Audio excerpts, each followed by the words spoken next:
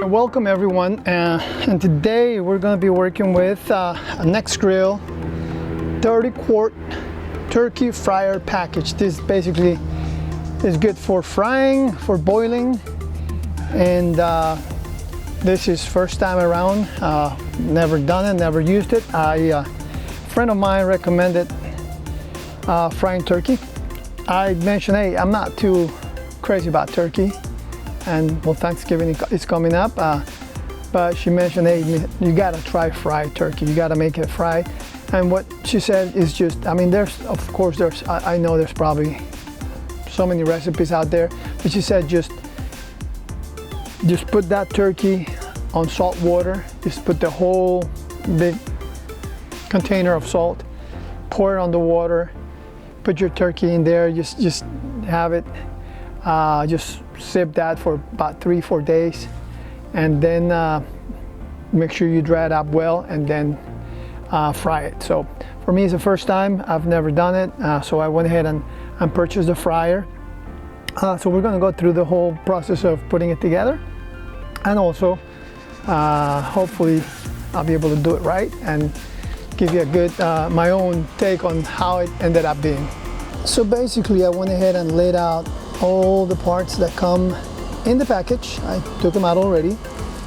I took my drill. Not sure if I'm going to be using a drill or if it's just a screwdriver. We'll see. I see the screw, so probably the drill at the low setting will be just fine. One thing, just give you a heads up. This part, the circle metal piece, I thought I was missing it, and basically it was at the very bottom of the box, and it had a piece of hard foam on top of it. So it seemed like if that was just it, there was nothing else in the package, but this was right underneath. Just a heads up for those who might be like, I was already thinking, oh, I gotta go back to return this and get an exchange, which always for me is a drag, but this is it. I mean, I see all the parts, and we're gonna start putting it together according to the manual. So for step one, as you can see in the manual right there, that's number one. Basically, we need the big circle piece, those 3 metal pieces, plus some screws. So that's it. We're going to go ahead and put it together. That's a simple one. So here we go. We got inside one bag, we have 2 bags, and they're nuts and bolts. Yeah, I did it right. Nuts and bolts. So we're just going to grab 6 of them, and we're going to put that together. All right, so I'm lining up this first one here, and I'm going to grab a nut here. You'll know by the distance of the holes that they will match perfectly the other piece, so you don't have to be bending or anything. There's no playing around with it. So we've got 1, 2, 3, 4, 5, and 6. 5 and 6, and we'll go ahead and get the bolts for it, the nuts for it, the bolts for it.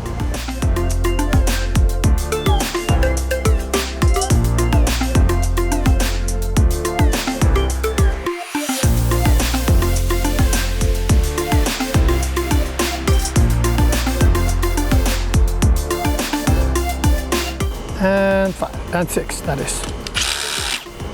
All right, we got that part done.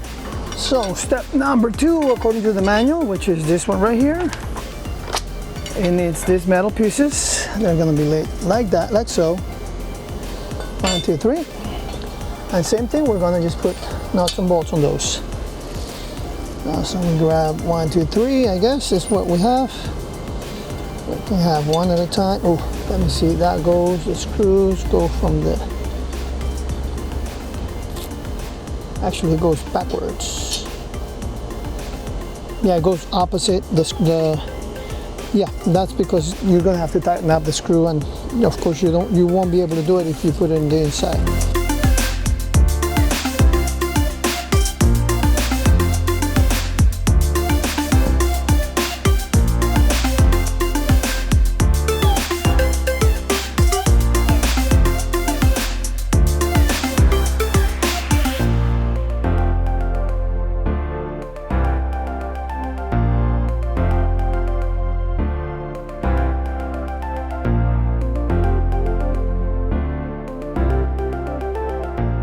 So this is a piece that step number 3 calls for.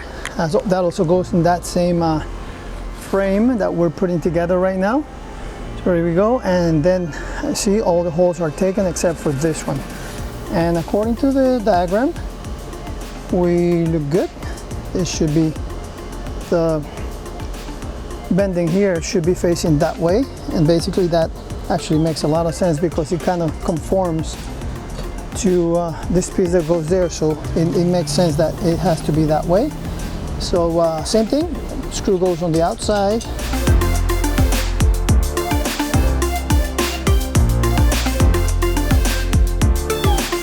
There we go, tighten up, making sure everything is nice and tight. So we're on to step number 4, and we're gonna get this bigger piece. And yeah, it looks, let me see, what am I seeing that looks a little different here?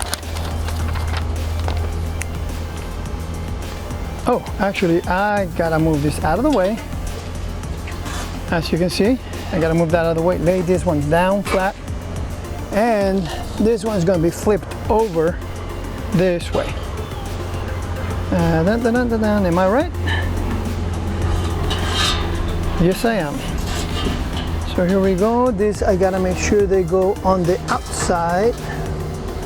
These pieces will go on the outside. And then we gotta get some screws in there to hold them in place. So we're gonna start with this side.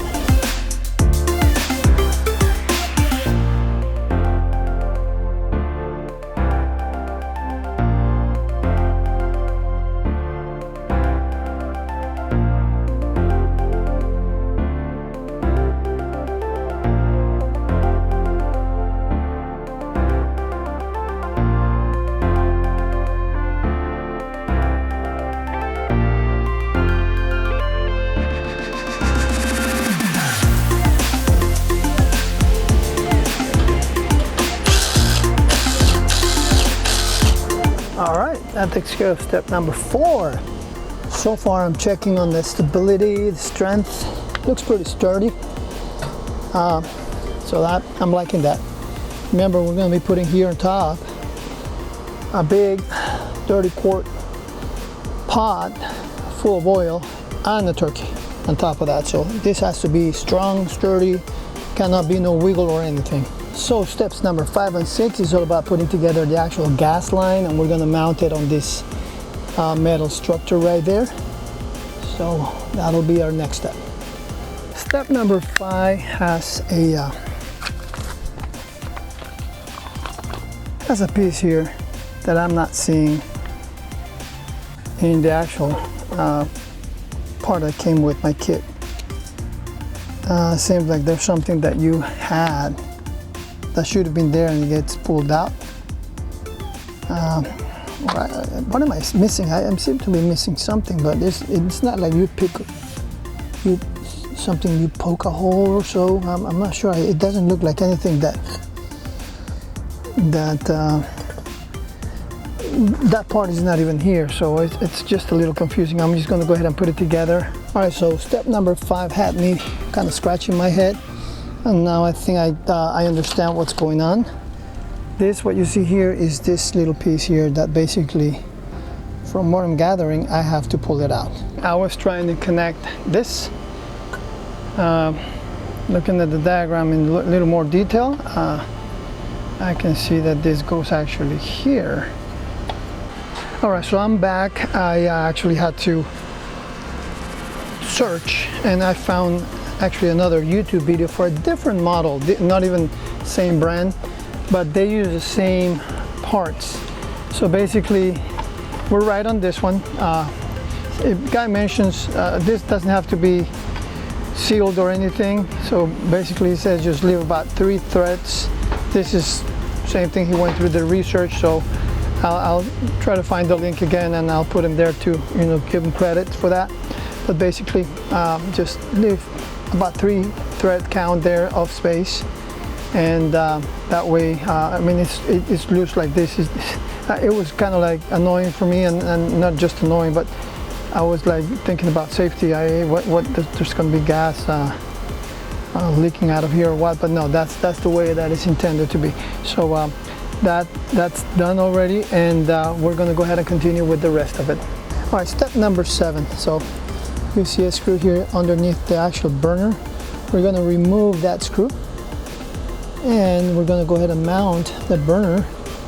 I can see here it kind of shows this, and it kind of makes sense that this is going to go there. So let's try to get it in. Yep, goes right in. Seems to be the proper fit, and I'm just going to tighten up the screw underneath.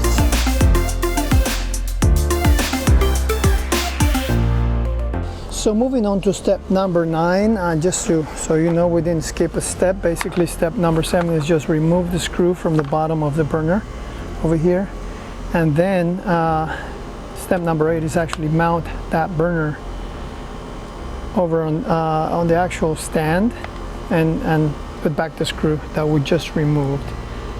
Okay, I see something that I'm missing here. I think we're gonna have to put that plate along with it. No, we have an extra plate here, and where did it go? Our extra plate is right here. Let me see if we have something that goes along with that. Is it possible? I think it's very likely that we're going to have to screw it there together.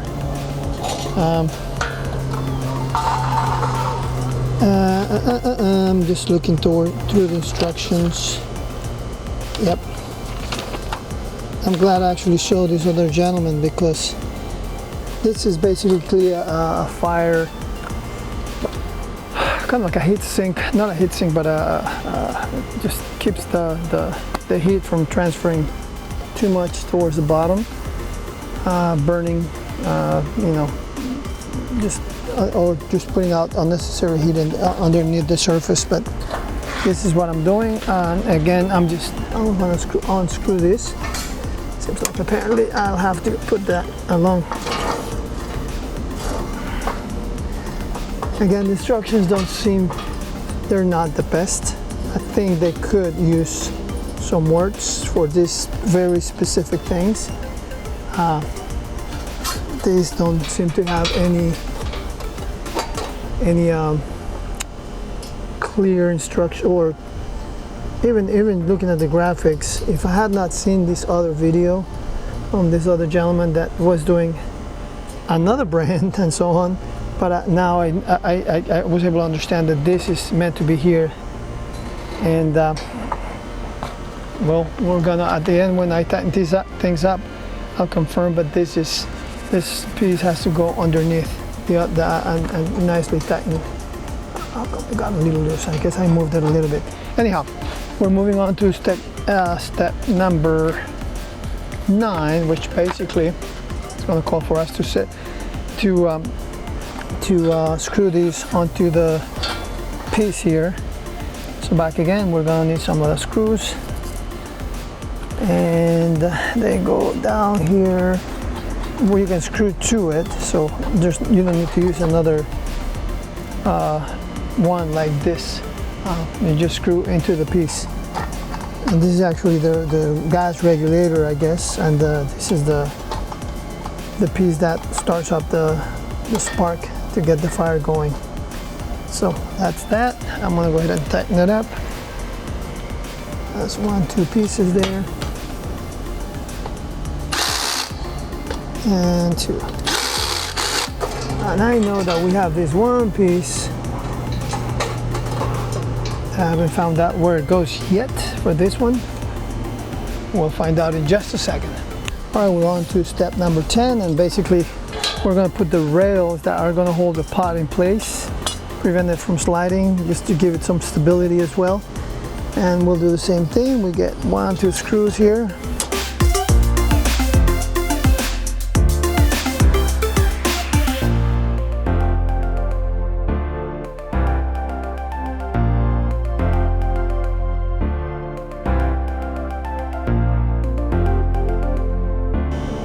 All right, so going back to the pictures, I guess they expect you to be a little more thorough with the pictures, but I do really think that this requires more explanation, a few words to kind of just guide you through it.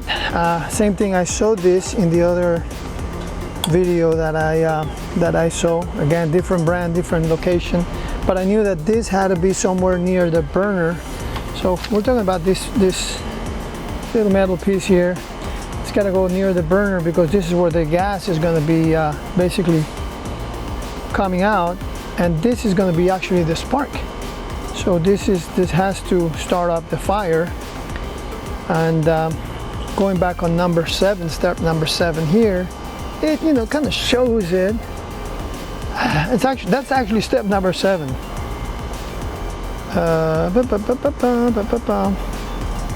There's two step number 7 is basically removing the screw from the burner at the bottom and getting it ready for the next step, which is step number 8. But here it's really 2 steps into two things to be done on step number 7. And the second one, so it's this one here